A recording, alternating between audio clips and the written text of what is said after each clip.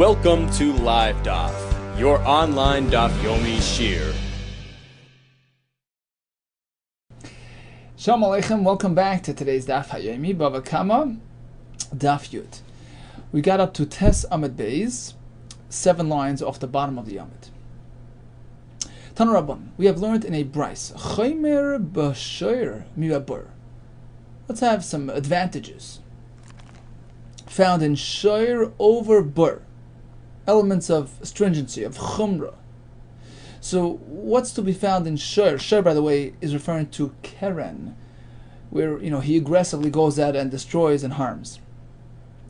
So what's a chumrah found in shoyer over bur, over injury by way of stumbling into a pit dug in the street? Chaymer b'bur mi'bashar. And likewise, we have chumrais present in bur, not found in shur. Chaymer b'shar mi'bur. What's to be found in shur, not in bur? Sha'ashur mishalmas ha'kaifer. 4 things. If a shur kills a person, its owner has to compensate, right? The victim's family. That's kaifer. That's only by shur. We don't have that by a bur. V'chayav b'shleishim shel eved. A shur kills an eved Kanani, has to pay 30 selah. We don't have that by a bur. Nigmar dina osur b'hano.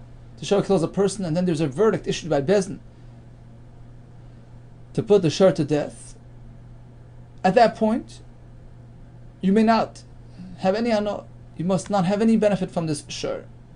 Again, that's unique to shur. Does not apply to a non-living being like a bar.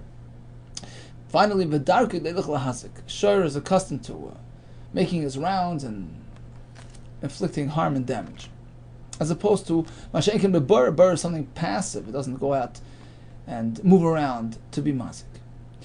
Likewise, on the flip side, Chaymer b'bur b'bashar, we have a contrast between bur and shur. Shabur tchilas as yosil nezik. The bur's actual, creation was for the purpose of inflicting harm. A pit in the street is a harmful entity. Umod mitchilasei. In fact, you're liable 100% from the get-go, from the start. Masha'inkin b'shur, as opposed to a shur, who's not a shur is not defined by his ability to be mazik. Right? He's a nice, innocent creature who helps with farming, etc. It's not called chilas asiyos l'nezik. And likewise, he's not a mod mitchilasai until he becomes, habitualized. He's considered a tam, which doesn't generate 100% liability. So we have things found in the shur, not found in the bur. Things in the bur, not in the shur. Continues the brayso. Let's compare the other mazikim as well. Let's compare shur to fire. Chaymer b'shar and b'eish. Chaymer b'eish and b'shar. We have chumrais in shur, not found in eish. Chumrais in eish, not found in shur. Chaymer b'shar and b'eish. What does shur have over eish?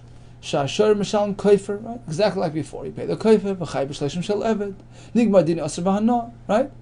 Mitzareh l'cheresh shoyte v'katan. Oh, this was yesterday, right? You give the shmira of the shur over to the cheresh, the shoyte v'katan. You ask them to look after the shur, and something goes wrong, chayiv, you have to pay. Masha'inkin b'eish, as opposed to an eish. He doesn't have the kaifer, he doesn't have the shleishim shel eved, etc., etc. Chaymer b'eish and b'shur. What does eish have over shur? Sha'eish mu'edes mitchilas. When it comes to fire, you're 100% liable from the first incident. Masha'inkin b'shur. By shur, it's not so. You get a 50% discount until it happens a couple of times. Chaymer b'eish and b'bur. Now we're going to compare fire to a bur. What's to be found in eish over bur? V'chaymer b'bur b'eish. And what does bur have over eish? Chaymer b'bur b'eish. What does bur have over eish? Shetchilas as, right? Shetchilas asiyos l'nezik. Its actual creation presented a potential mazik. Its creation was for the purpose. The ability to be mazik is found right there at the initiation of the bur, as opposed to eish. Eish is a good thing. It's a thing that heats up your food, etc. It's not defined by its ability to be mazik. If you place a cheresh, a shoyte v'katan, in charge of watching your bur, and something goes wrong, you're chayiv. As opposed to the eish, which we learned yesterday, why even if he puts the cotton in charge of the Eish, why you're Pater? Because ultimately the cotton is the one who contributed to the Nezek. Chaymer be'Eish mi b'bar. What do we find in Eish over Bar? She'Eish darka leilach lahazik. Eish moves around to inflict harm, as opposed to a Bar, which is a passive entity. Umoy edes lechel ben davar harayla. Fire is liable to consume anything, whether it's something which is meant for a fire, like firewood, ubein davar she'einu erlo, or something which is not meant for a fire, like a pot in a pan. Right? You're fully responsible regardless of which materials the fire consumed. Masha'ekin b'bar, as opposed to a bar, where it's limited. Not everything is chayiv in a bar. If a kli falls into a bar, you're pater. Kli doesn't typically walk over to the bar and trip in, so it's not called ro'ila. It's not meant for the bar. It's not destined to be damaged by a bar unless it's carried into the bar. So bottom line is, a kli gets damaged in a bar, you're pater. That's the end of the brayso. Question: we left some things out. We're listening. Let's add more to the list. Chaymer b'shar mevabar. Which element is found in shar and not found in bar?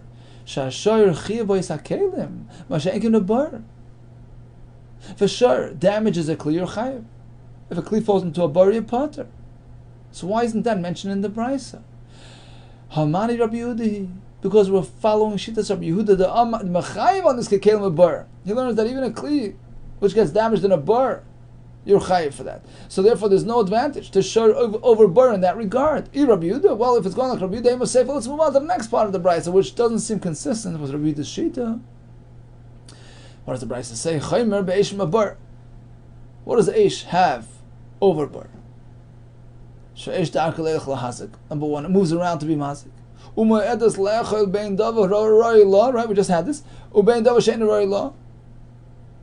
By eish, responds for anything that it consumes, whether something suitable or unsuitable. What does that mean? What do you mean unsuitable for fire? Mashenkin bar, as opposed to bar, right? 1 second. Now, davar haroi la maininu. What's considered something suitable for a fire? Eitzim, wood, right? Which is typically burnt in a fire. Davar she'ein roila. What's called ein roila for the fire? Maininu, kalim. You don't feed kalim to a fire.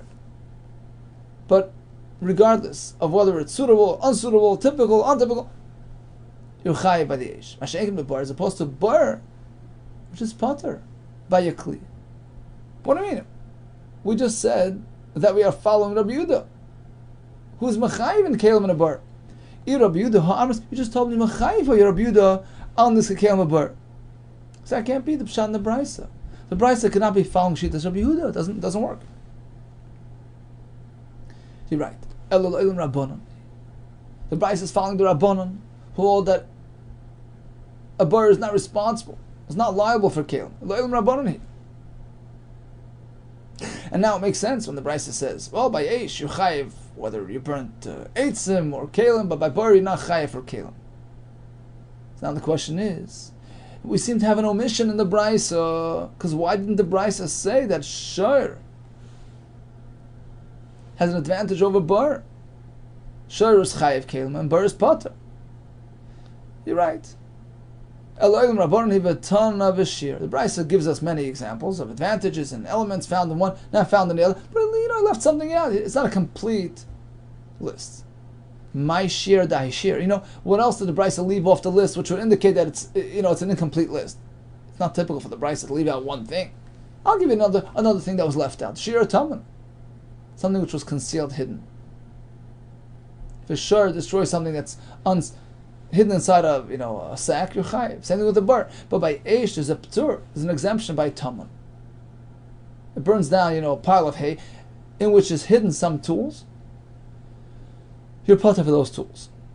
So that's something which the brayso could have mentioned. It didn't. Apparently, it's in a complete list.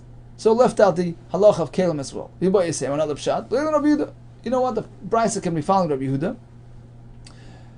If a kli falls into a bar, you're chayiv, and therefore there's no point of mentioning the maila of a shayr over the bar regarding kalim, because whether it's shayr or bar, you're chayiv on kalim. That was good, but the question was, what about the next part of the brayso, which says that by eish you're chayiv, whether it consumes something which is suitable, something which is typical or not typical. When it comes to bar, it's only something which is typical. When we speak about something not typical, we don't mean kalim. That's what we thought. No, we don't mean that. We're not coming to include kalim here, because that wouldn't work with Rabbi Yehuda, who says you're chayiv by cleaving by bar. Rather, when the Brisa says that by eish you're chayiv, whether it's roy or not roy, skip the kalim. La suya, we're speaking about something which is unusual for fire to damage. It charred, it scorched the earth. It charred the stones. Not something typical, only by a large, grand wildfire. Typically, a fire doesn't do that. But you're still chayiv. As opposed to bar, bar doesn't, damage karka. So it's not applicable to bar. That's what the Brisa meant. Maskal Ravash. We have a kasha. Listen, bar. I have another thing the Brisa could have mentioned.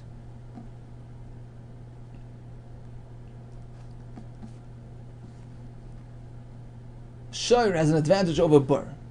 Shoyer chiyav boy, shoyer pesulei hamikdashim. Look, if a korban got a blemish and it was redeemed, so that animal is called pesulei hamikdashim. You can consume it, but you can't. If it dies, the carcass, the nevela is not to be fed to a dog. It's not respectful. It's not right. So if a shoyer kills a shor of psula mikdash, this type of ex-korban, you're chayiv. Hashenken the bar, as opposed to if this type of animal walks into your bar and dies, you're not chayiv. Rashi explains because the pasuk by the bar says v'hameis yeloi. The owner of the bar is to compensate the owner of the animal, and he keeps the carcass. It's his, which means you can benefit from the mace. Apparently, we are not discussing psula mikdashim where you cannot benefit from the mace. So the Torah sort of blocks out the psula mikdashim from the bar liability. That's a good contrast that the Brisa could have said. Shor has psula mikdashim liability and bar doesn't. Now, so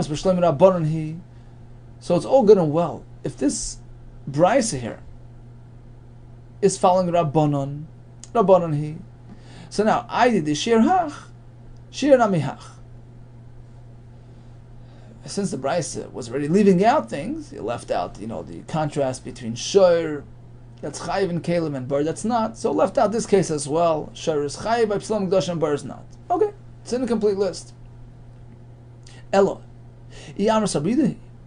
however, if the Brisa is Rabbi Yehuda, and we worked out that according to Rabbi Yehuda, there's nothing left out of the Brisa. My shir dai shir. So what else did the Brisa leave out, which would justify leaving this one out?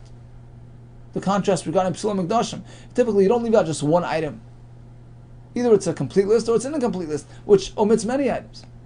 I'll tell you another thing that was omitted. Shir dash beniroi.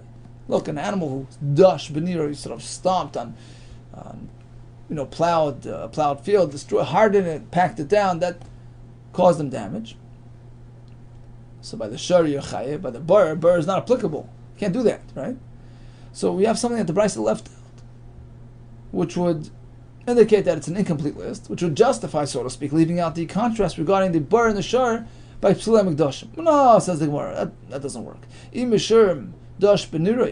Well, this fact that you just mentioned, lav shiru, it's not considered an omission, because guess what? It's already in the Brisa. The Tana shekein darkoi. The Brisa says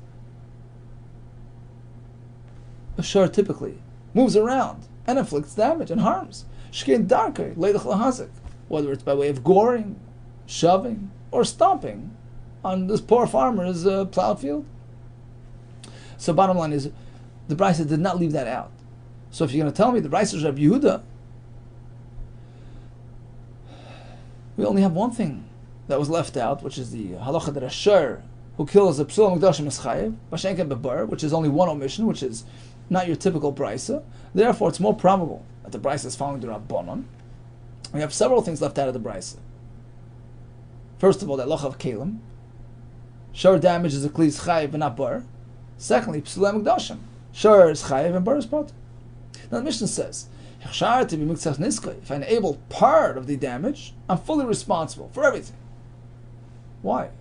What are we talking about? Tana Rabbanan.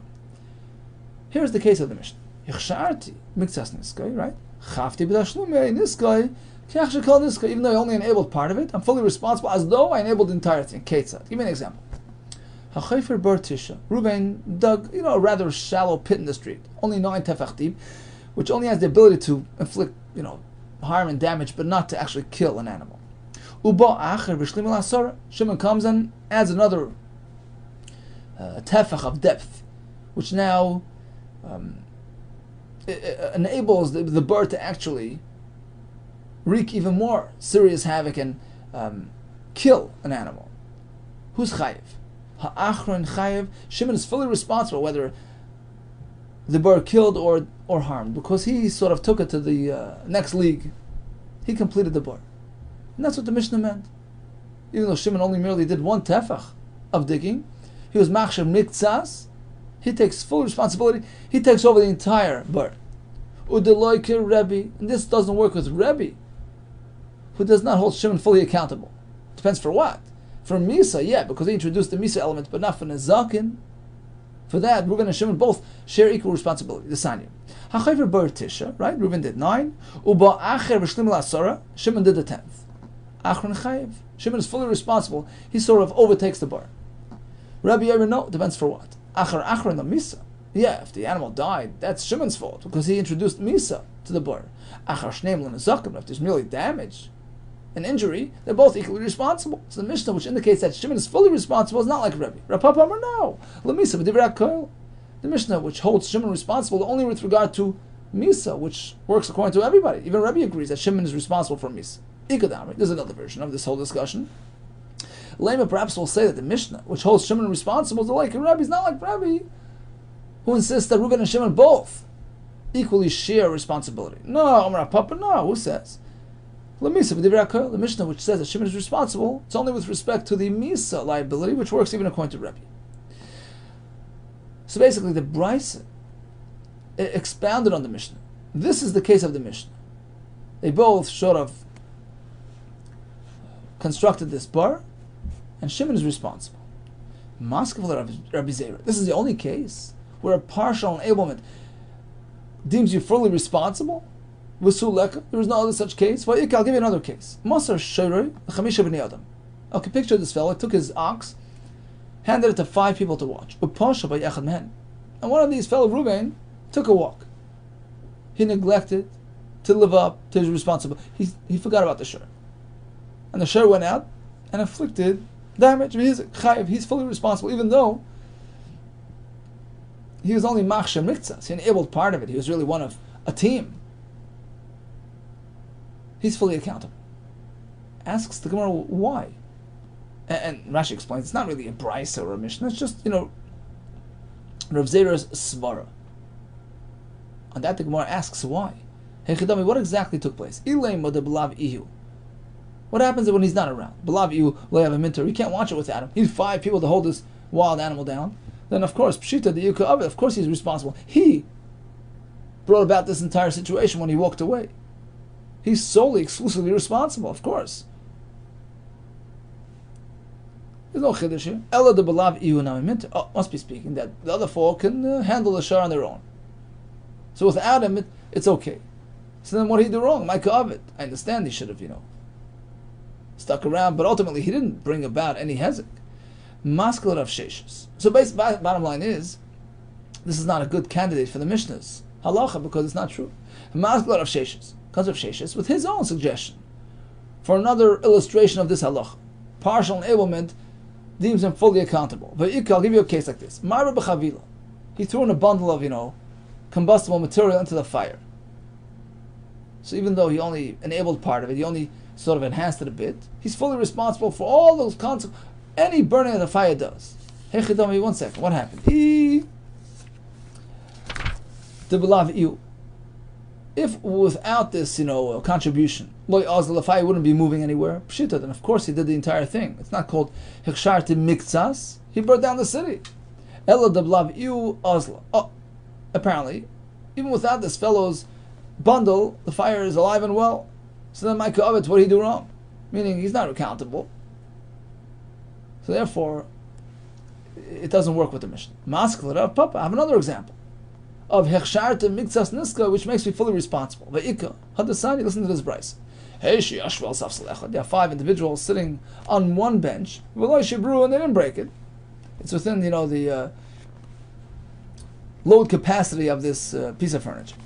Uba echad v'yashav alav v'shavroi. Comes along another fellow, sits down on the bench, crash.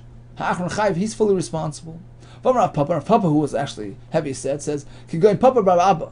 For instance, this guy was like a heavy set fellow, like myself, like Papa bar Abba. The Meiri says he was just Papa was just trying to liven things up, like a person like me. Okay, in any case, that's the halach in the brisa. The last fellow who sat down, he is responsible. Now, what happened here? Shall we say that without his presence, this bench would not have broken? Pshita, then of course he's chayiv. That's not something we have to discuss. So apparently, even without his contribution, the other 5 fellows would have broken the bench. It was, it exceeded the load capacity of the bench. Then Mike Ovid, why are you attributing the breakage to him? What did he do wrong? So bottom line is, this case doesn't work with our Mishnah. It's incorrect. Says in 1 second, but in Seif Masni Seichem Etarza. So, if the halacha doesn't sound true, then it was a brisa. Rav Papa was just quoting a brisa. The brisa says it is true. How do you explain the brisa? Why is he fully responsible? Like tzricha must be like this. The belav you have a mitzvah b'trei shoy. So these fellows on the bench were really, really pushing the bench to capacity and beyond capacity. In which case, a couple of minutes later, trei shoy, 2 hours. It doesn't mean 2 hours. It means, for example, 2 hours, 2 minutes, right? It would have taken longer for it to break without this 6th fellow coming on. But now that he plopped on it, Idra b'chadashah broke very quickly in 1 minute, in 1 hour. So they can turn to him and say, look, we understand that we were sort of, pushing it to its limits, but we were keeping an eye on the bench. We would have gotten up as soon as we see the Amrulay. They can tell him, look, ilav at, if not for your arrival, haviyas vinot fe purta v'kaimen. We would have sat there another couple of minutes and gotten up and left. What do you mean? Ve'leimalu, but he can tell them, ilav atun, if not for your presence on this bench, I couldn't have broken it either. V'didilay have a mitzvah. It wouldn't have broken just because of me. So basically, it's a toss-up. Why is, like Tzricha says, the Gemara, the bahadi the samach b'utavar. What happened was like this. Rashi learns, these 5 fellows would not have broken the bench, not now or not in 2 hours from now. It's just this fellow's arrival that added more weight, that sort of brought about its demise. So the question was, it's partial. Of course he's chayiv. That's not a chiddush. The answer is like this. He didn't really sit on the bench. He was standing and leaning on these fellows who were sitting on the bench. So he transferred his pressure, his weight to them, which ultimately ended up on the bench. That's sort of like a second generation. It's koichay. It's energy. It's weight. It's not a direct hezek on the bench. So pshitas, the question was, isn't this obvious? No, it's not so obvious. Just go back 1 line. L'tzricha must be speaking to bahadi the samach b'utavar. As he's leaning on them, he was leaning on them, not on the bench. That's how it broke. Pshita then obviously is chayiv. Ma'odatem, perhaps I would say, if you hit something directly, that's called gufa. But here it's koichay. He transferred in a way to them, which was not transferred to the. That's called koichay. So I would think perhaps it's not like gufa. He's not responsible. Kamash one the chiddush is the koichay of a person gufa dam, he treated like his guf, and koleicha the guf tavar, just like when his guf breaks he's chayiv. Koichay nami tavar. Likewise, if his koich does it, he's chayiv. So the halacha is true, but it doesn't work with our Mishnah, because ultimately he did the full thing. And that's not called hechsharti miktsas niskay. It's not a partial enabler, it's a full enabler. Therefore he's for sure chayiv, but it doesn't work with our Mishnah, which is discussing a unique case of a partial enabler, like the case where the Shimon just added another tefach to the depth of the bar, like we explained before. And that seems to be the only, case which sort of reflects this concept. Really? V'suleka? There is no other halacha which is reflective of this idea of a partial enabler being fully responsible. Listen to this case. Hadasanya, the Brisa says, Hiku asar bnei adam eser maklis. 10 people struck this fellow with 10 clubs. Bim b'vasachas, bim b'zechazeh, whether it was done all at once or sequentially. Umeis, ultimately he died. Kulam turned all potter. And Rashi brings the Gemara in Sanhedrin, because each fellow only contributed part of the debt. Their potter. Rabbi Yehuda Kessler, he says like this: if they hit him one after the other, so the last fellow is chayiv, even though He only contributed his small portion because ultimately he concluded the process of Misa. He closed in on the Misa, he brought the death. So even though he only did part of it, his his contribution to the Misa was only effective because of the previous blows. He's chayiv. Here's an example of Iksharti Miktsas Niska, which is fully responsible. You're right, says the Gemara, the reason why the Mishnah did not include it, or the Brisa, in explaining the Mishnah, did not allude to this case, because we're not discussing killing people. That's a totally unique case of killing people. We're speaking about injuries and hezek, right? Hibayis have another answer to this kasha can be, but we don't get involved in disputes and machlekes, and ultimately this halacha is subject to machlekes. But like, really? Haven't we already said that our Mishnah, which considered Shimon the second digger, second bird digger, as fully responsible, to be inconsistent with Rabbi, so we see that we're getting involved in machlekes. Well, big difference. To say that the Mishnah is not following Rabbi, but like the Rabbanon, that works. Rabbanon are the Rabbah. To like Rabbi and Yesuk Rabbanon Mukminon, we established the Mishnah in that way. But to go to the case of the clubbers, but to go Karabidin Besera, so to say that we're following his shita of like Rabbanon as opposed to Rabbanon, which are the majority, Lamikminon, we'd rather not do that. Okay, let's summarize. The Mishnah spoke about a fellow who is Machshir Miktsas Niskoy. He's fully responsible. A prime example of that halacha would be Reuven dug 9 tfachim, Shimon added the 10th. Shimon is responsible. We have two ways to learn: either fully responsible, whether it's Misa or Nizakin, or strictly by Misa.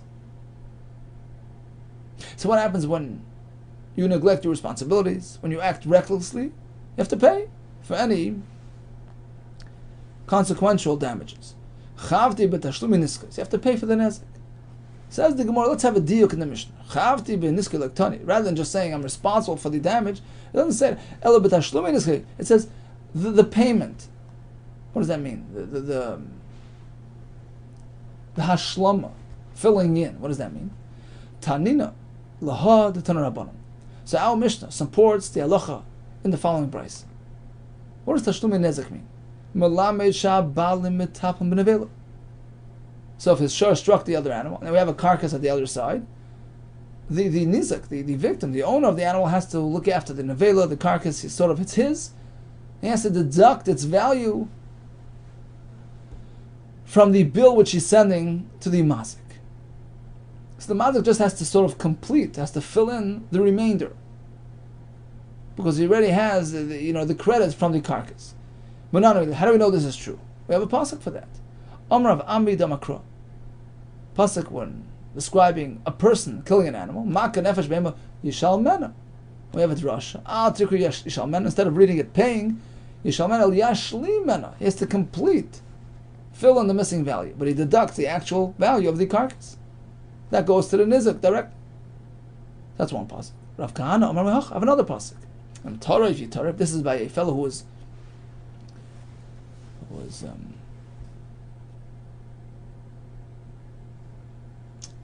Hashem is Sachar.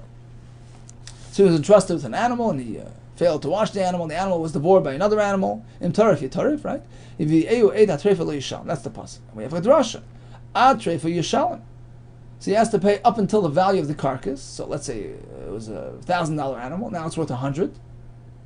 So he has to pay from 1,000 to 100, which is 900. But treifa atzma, the actual value of the carcass, the 100 lo yishal, he's exempt from that, because that belongs to the nizak and deducted from the mazik's bill. From this pasuk, so we have. This is a pasuk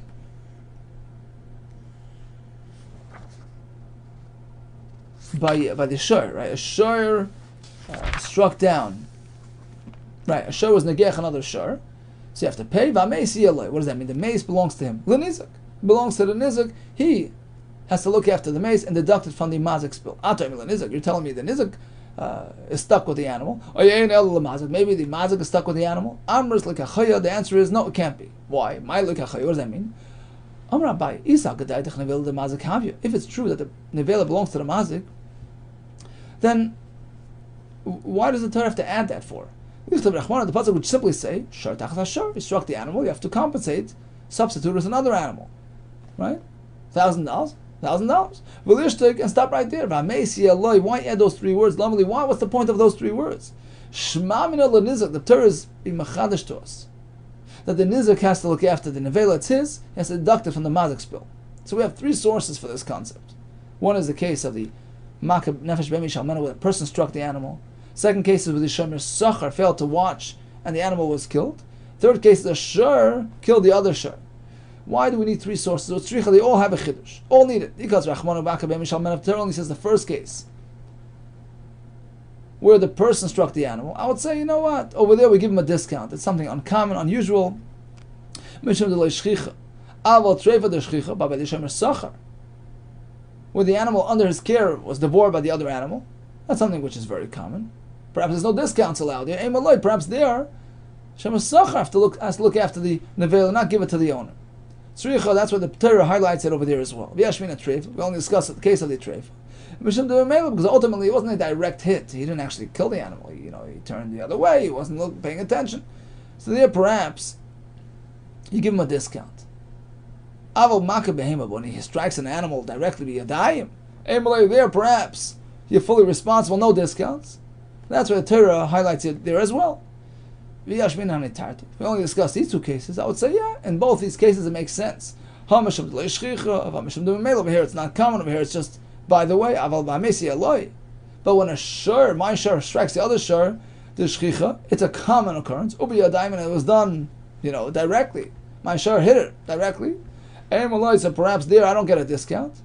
And that's why the Torah highlights it there as well. We only discussed the case of the shur killing the other shur, where we say the carcass belongs to the nizik. Because ultimately it wasn't me directly, it wasn't the owner doing it, it was my possession, my shur that inflicted the harm. So perhaps there I get a little bit of a break. But in the first two cases, where either I hit it directly, the other hit the shur directly, or the shemasachar, who was personally responsible for the shmirah and neglected to do so. Perhaps over there are no breaks. That's what Torah highlights it in all three cases. The same point. If there was damage done to a living being, the animal went down in value from 1,000 to 100, that remainder, that 100, is deducted, that goes to the nizik. And the rest, the mazik has to pay. This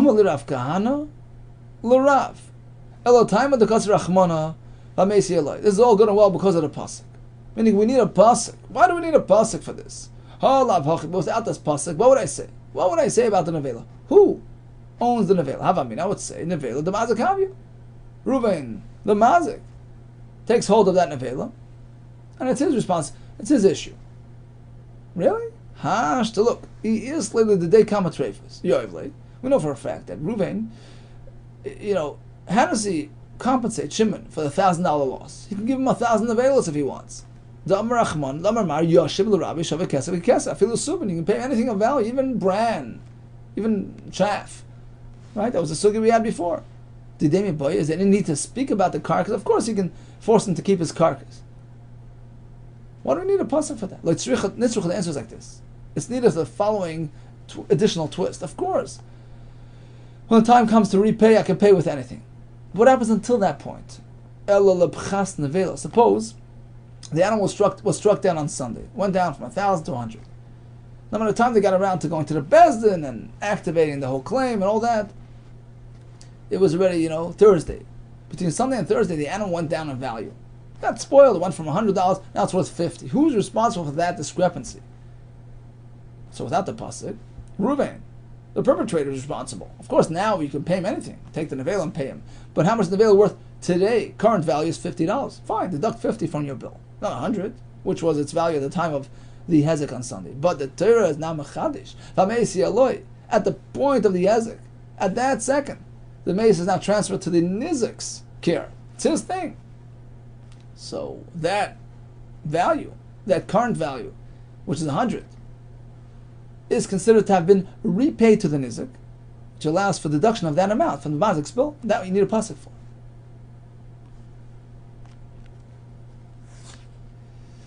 Okay, so briefly we spoke about a whole list of elements found in shur, not in bur, and bur not in shur, etc., etc. We had a case where a partial enabler deems him fully responsible, like the case of Shimon, who added the 10th tevach to the bur. We discussed the chiddush of Baalim Metaplim B'Nevela. All the best to you and Atzlacha Rabba.